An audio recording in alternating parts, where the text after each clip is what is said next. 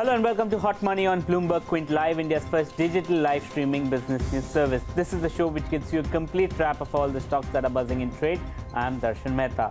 Let's welcome our experts then, market expert Dharmesh, Kant, Vinit Bolinjkar of Ventura Securities, and Senthil Manikandan of Newberry. He's running a little late, but he will join us on the show in a while. Today on Hot Money, we'll discuss stocks like Bajaj Auto, Titan, Bata, as well as Cadila Healthcare.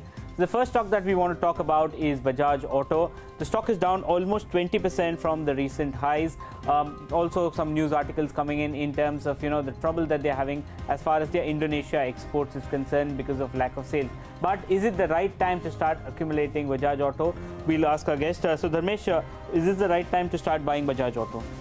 I think from a trading perspective, yes, the stock has corrected significantly. And if you look at Bajaj Auto, the problem has been the motorcycle sales, specifically in India. So the traction has not been there, and it's unlikely that traction will come going forward.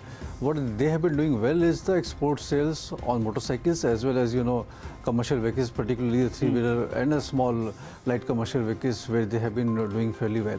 So 40% of the top line comes from there, and their 20% plus kind of a growth is already there. So considering that operating margins are in excess of 20% and your ROEs, return ratios are in 20 plus kind of a percent. So 20 kind of a PE valuation normally is there. So I expect 10% kind of earnings growth going forward in next couple of years for Bajaj Auto. And if you discount it at 20% kind of a thing, so 3,400 is a likely target price. So one can buy. Okay, so Dharmesh is saying one should accumulate Bajaj Auto. What about you, Vinit? Do you agree? Is it the right time to start buying Bajaj Auto? Not really. I think the three-wheeler boom is pretty dependent on your RTO approvals coming through. Majority of them have come through. Secondly, if you do CC-wise analysis, in most segments they've lost share. So there's a lot of room for imagination for growth required. They've launched 3-4 more models, okay, right in the 110cc segment also, 75 to 110, 110 to 125. But while Hero Honda has grown at about, Hero Motors has grown at about 20+%, these guys have not been able to grow. You have seen margins decline, RM costs go up. And as he said, the Indonesian troubles, there's few things playing out. Also, they have a very large treasury, this thing that has taken a hit because of the pricing, interest rates, etc. So I think I would let this stock go by. Okay, so that's the view. Vinit is saying they will let the stock go by, but we'll open it up for discussion. So Vinit, what's the pecking order in the two-wheeler space according to you? Which is the best run company, and if someone's looking to invest in the two-wheeler space, what should they buy? So absolutely it is Eicher Motors followed by TVS. Which one? Eicher and TVS. Okay, so they are the best two. Any reasons why you prefer them over Bajaj? So very high run rate of growth, consistent market share gains, and good product launches which have been accepted by the market. So purely based on this, and they are purely domestic plays. We don't have export exposure, significant exposure to your Latin America or Africa or even Indonesia. So the local growth story is very strong, and there's a lot of operating leverage kicking out. And if you do a ROE by peg, they have the same ROEs, okay, but very demanding pegs. So Hero Honda and Bajaj Auto have got demanding pegs, and I will not be surprised if we see reversal of that order. Okay. Because these two stocks have got, although they have got very high PEs also, justifying the pricing. But when you compare on a ROE basis, these stocks could still have substantial room for growth. Okay, so Eicher is the stock that Vinit is speaking about. What about you? Do you think that in the pecking order, which would be your best pick in the two-wheeler space, and why? I would still go by Hero MotoCorp, considering the fact that TVS, it was primarily a scooter sales kind of a run which gained, and Eicher was in the segment, so they have done phenomenally well. But from here on, so the run rate won't be the same as it has been in the past. So they would be declining the run rate. At the same time, valuations does not warrant any comfort for any decline in the run rate. TVS, the other angle has been the BMW bike launch. So that, if that materializes, that would be a big fight for Eicher Motors, because the pricing is likely to be in the same range. So I would give, at current valuations, both of them a skip. Hero MotoCorp is a well diversified. Scooter sales have been picking up fairly well, motorcycle sales has been there, and the segment in which they operate, that is highly rural dependent segment, and the entire economy, we are banking on the rural economy growth. So valuations are comfortable compared to other like Bajaj, TVS or Eicher. They are pretty well valued. Margins are in the single digit, but that has been the case with Hero MotoCorp. So I think given the present scenario, where the risk is very less, at the same time you can have a substantial upside, Hero MotoCorp. Okay, so I think that's the view that's coming in on Bajaj Auto at this point of time. Dharmesh says you should, if Bajaj Auto has been to be taken, he would accumulate at this level, but he prefers Hero MotoCorp. And Vinit is staying away from Bajaj Auto at this point of time, and he prefers Eicher in this place. The next stock that we want to speak about is Titan, already trading at new highs. Let's see what the counter is down. It's flat in today's trade, but yesterday hit a fresh lifetime high. Will the rally continue for Titan? We'll ask our guest. Vinit, is there more steam left for Titan now? Yeah, I believe that the stock will get more expensive, primarily because you have lack of quality stocks in the space. Also, the business is on a very strong wicket. They're going in for the franchise model, playing out very well. We've seen what happened in Jubilant. Growth coming in. So you have a you have a story of all segments firing on all cylinders, high teen growth rates, margin expansion, and with the franchise coming in and market share gains, I think this stock is slated to perform strongly. Plus, we are bullish on gold, so I believe that there would be inventory repricing also coming in, which would be an upside in the price. Okay, so Vinit is saying Titan should be accumulated. There is more steam still left on Titan. Dharmesh, what's your view? Opening statement on Titan? I think it has been done off. Okay. It's time to take profits off the table. Okay. And the valuations are exorbitantly high. The only thing which Vinit has mentioned, scarcity premium. That is what Titan is enjoying, be it GST, be it demonetization, and the recent scams which has happened in the jewelry industry has worked well for Titan. At 100 kind of a PE multiple on a TM basis with a growth of 20%, which the management is projecting, I don't think it's going to exceed that 20% plus kind of a growth as far as sales are concerned. Return ratios are low, mid-teens kind of return ratios, margins are in single digit. So I don't see a case where it will continue to enjoy the premium which it is enjoying as of now. Okay, so one positive view, one negative view that's coming in on Titan. And Senthil, welcome to the show. What's your view on Titan?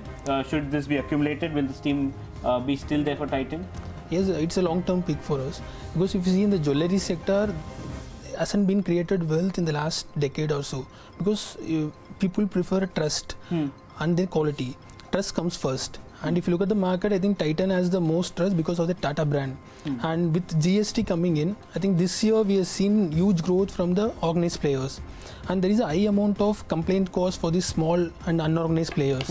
And Titan, currently they are present in around 140 cities. And management highlighted that there is a potential for around 250 cities. So we are bullish on the organized jewelry space, and we are bullish on Titan and also on PC jewelers. Okay, Titan and PC jewelers. So I think two of our guests to believe that there is still value left for Titan going ahead. So we'll just open this up for discussion. Some of the concerns that he put out, valuations are extremely expensive. Growth probably won't grow in in more than 20%, and return ratios sub 20%. So is that not a concern for Titan? You're playing it on the scarcity premium. See, you are talking of market share and growth. As long as growth is there and the market share gains are accelerating, the high multiples will stay there. Look at Jubilant, you got 11% margin, but you got the high Ps. Titan is in a very high value ticket item, and their other segments also very fast growing. You talk of sunglasses, you talk of watches. Watches you would have normally said it's a dying trend, but their Amazon sales of non-Indian customers in the US market are growing phenomenally well. Okay. Sunglasses are another segment. Okay, due to this GST decline, there was some issues of destocking because which it has degrown. They're getting into perfumes. So you look at Titan more like a fashion brand. Okay, bridal, non-bridal, all segments are growing. So, and when you talk of geographic expansion of India, on a pan-India basis, I think these businesses should be looked beyond PE multiples. The intangibles are basically your geographic reach from 100 cities going to 250 cities using the franchisee route. So what happens is operating leverage is now going to start kicking in. So if you play it out over the next 3 to 5 years, I think the PEs will be sustained. and these market share gains will lead to better earnings. So although it's 100 on a trailing basis, it is 50 times FY20. Okay, 50 times FY20. Dharmesh, you want to respond to that? I don't think so. 50 times FY20 is the case right now. See, what's the EPS right now? 7.5 rupees. So if you say 50 times, what you are expecting is 22. So FY19 is, according to Bloomberg consensus, is 56 times FY19. So FY20 will be even lower. So 50 is it will be lower than 50. But his point is that, you know, look at the growth, look at where it is growing. Don't look at the P multiple. See, fine, growth is fine. When PE multiple and growth has to come in conjunction sooner or later. You cannot stay in an isolated world where the growth is 20, 25% or 30% and you continue to command a PE multiple of 100, 120. It has never been the scenario in any of the stocks. For a period of aberrations are always there. For 1 year, 2 year, 3 year kind of aberration is there. And this year is an aberration year for Titan because where was Titan, you know, 1 year back. So if you look at that, so the kind of run-up which we have seen, so to my mind, it will, you know, settle down. It will have a sideways kind of a movement going forward. Maybe today or 10% plus move and then it settles down. Then you will have a long gestation period of 1.5 year to 2 years.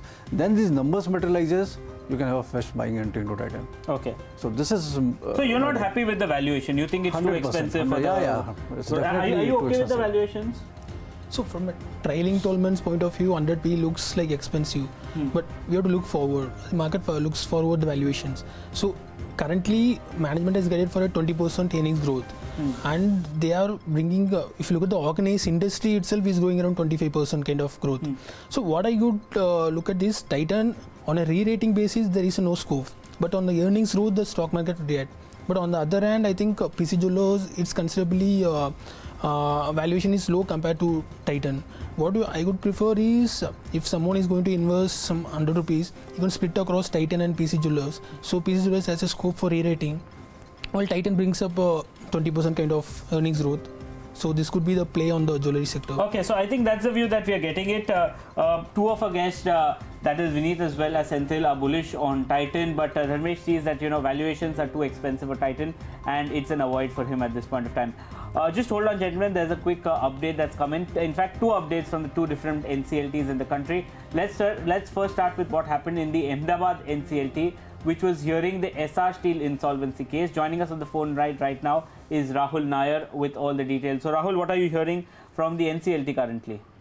Currently what's happened is there was a lot of argument that went on for an hour, and after that the court has deferred the hearing till 4th of April, and they've asked all the parties to file all the replies by 2nd of April.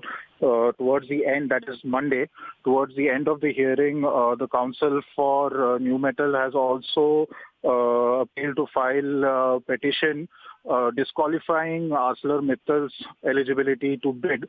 Eventually, all the parties have agreed to file petitions by the end of the day and to exchange all the affidavits. And that's about all that has happened after a lot of arguments that happened today at the NCLT bench here.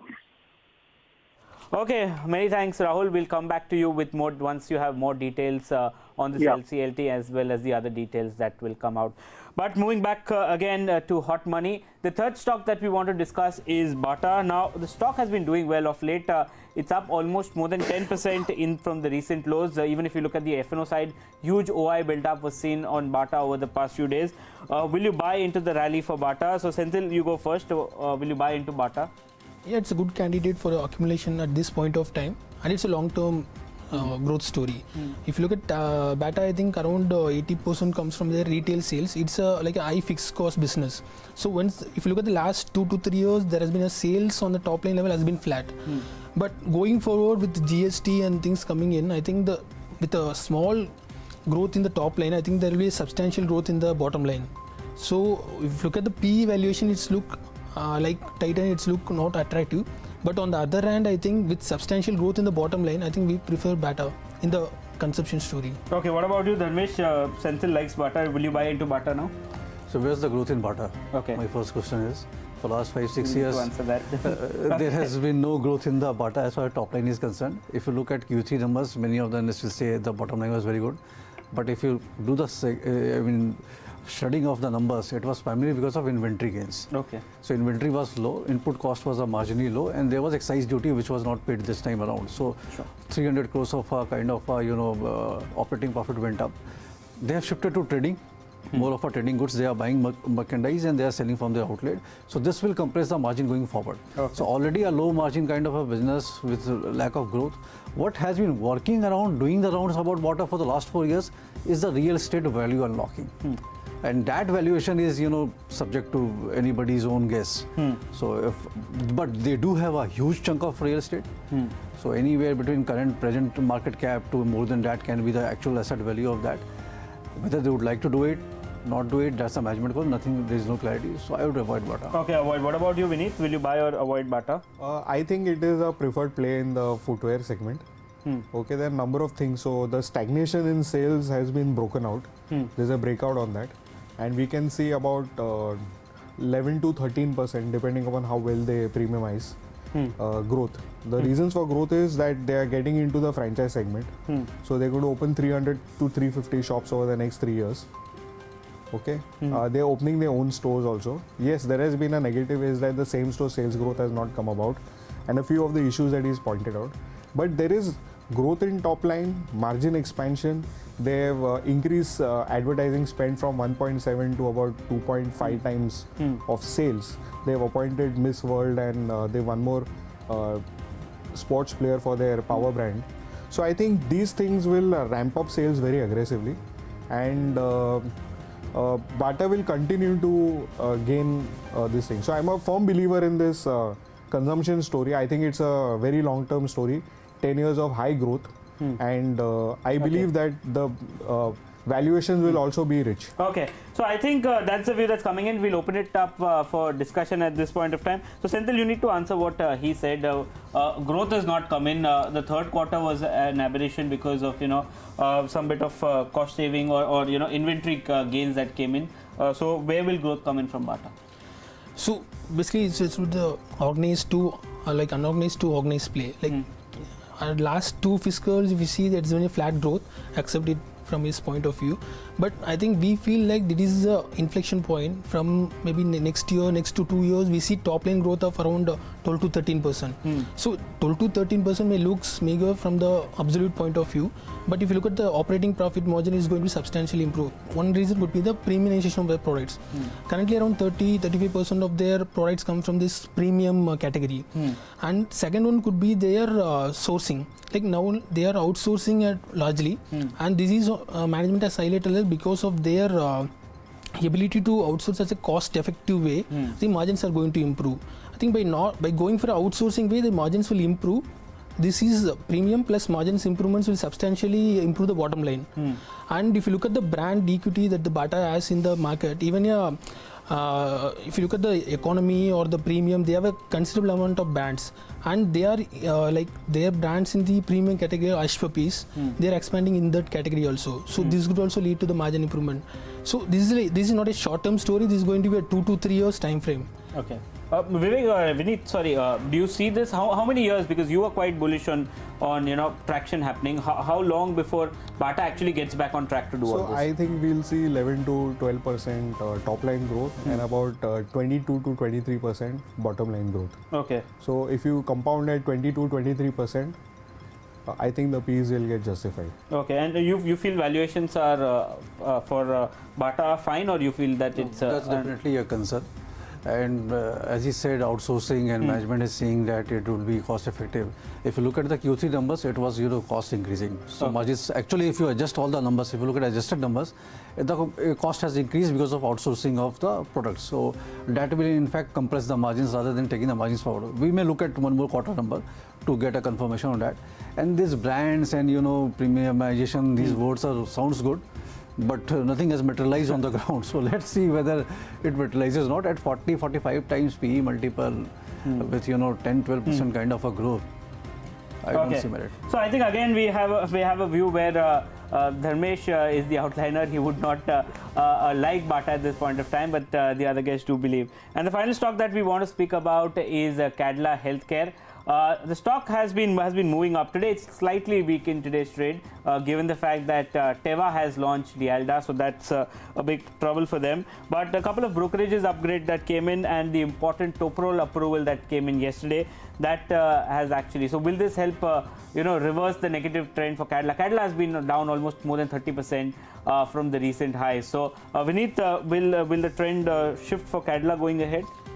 So there's a promise of a lot of growth. They've got 140 ANDAs, 40 to be launched this year. Toprol has been launched, and Glialda will see slight declines. But the valuation that the street is giving, I'm not comfortable with that. I have two fundamental calls on the pharma sector. One is that the generic business is getting very commoditized. Number one. Number two is the fact that the patent cliff is seen its course, and we are getting into more complex chemistry, and players in this segment will do well. So I would prefer a player who's into CRAMS, is into new product development, and which are into biologics. So in this space, I would prefer to be with Suven Life and with Biocon rather than being with the generic players. And there's too many headwinds of these FDA observations, which Indian players somehow have not got their act together with all this. So I believe that there could be a 15-20% upside, but I'm not very optimistic given these factors. Okay, what about you, Senthil? What about Cadila? Are you positive or negative? So at this point, negative, because if you look at the Cadila, the Lialda drug is the largest drug. Currently, it's contributed around $200 million in sales. And as yesterday Teva has launched it, and the entire market for this drug in US is around 1.2 billion. Currently Cadila is around 40 to 45% market share. So FY18 has been a good year for Cadila because of this drug. Because in Q3 also we saw the US revenues up by nearly 70% year over year. But FY19 with Teva launching this major drug, Cadila will definitely face issues on the margins front and also top line also. So we have to watch out for the next 2 to 3 quarters how the new approvals are coming in. So with the new approvals only we can decide whether the Cadila is able to compensate for the decline in sales from the Lialda drug. Okay. So at present I don't think so. Okay, so that's the view that's coming in. Dharmesh does not have a view on Cadila, so we'll just open that up for discussion. So you said Suven Life and Biocon. Why both of them? If you can just tell shortly why you prefer them. So Biocon is getting into biologics, which are more antibody kind of products. So that has got a huge traction going forward over the next 5 to 7 years. And in that Biocon has invested heavily. So I think margins and they will have less competition, margins will sustain.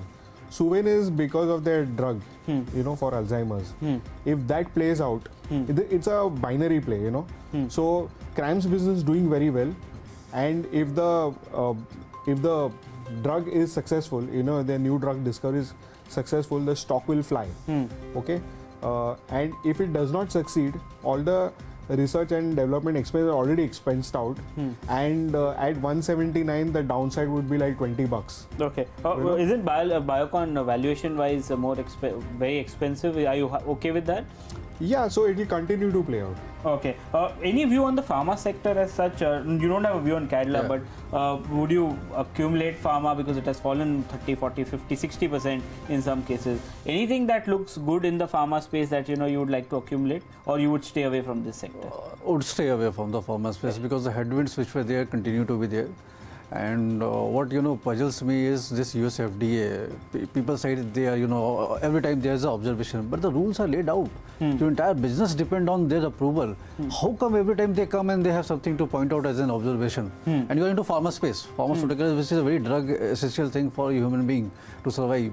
So why these managements lack, and why they every time they face such thing is the But Cadila doesn't have, I think all the plants are totally doesn't clear. have, but you just don't know. So would you prefer a domestic play then who does not have to deal Not with really. See, the headwinds are so strong for pharma space. Even for domestic, the drug pricing is constantly under pressure. So margins are getting compressed, earnings are getting compressed. Though as for Indian pharmaceutical space, 15-20% kind of a growth was there this year so far on the medicine space, but The valuations again look rich to me, just because the compression of the margins and the increasing competition will take the market share for much of the pharma players. Okay, that's the view that's coming in. Anything you like in the pharma space? Cadila is a no for you, but anything that you like in the pharma space? So we like the domestic pharma players like Alkem. Like you mentioned, like they don't have any FDA issues with there. And after GST, we have seen considerable improvement in the domestic focused pharma players. And going forward, I think these players have a steady market kind of growth. And Alkem is currently they are more focused on the acute, but they are focusing on the chronic side also. I think there will be steady growth from this kind of pharma players. But if you see the US focused generic players, along with the price erosion, their market prices also have corrected. 50-40% they have corrected. But I think I could prefer domestic focused players right now. So I think the consensus view that we are getting is Cadila is not finding any kind of favor among our experts. So Vinit is suggesting to actually go in for a Biocon or a Suven Life, while Senthil is talking about an Alkem, which could be the preferred play. But with that, it's a wrap on today's Hot Money. Senthil, Dharmesh and Vinit, thank you so much for joining me on the show. Ask BQ comes up next. Stay tuned to Bloomberg Quint.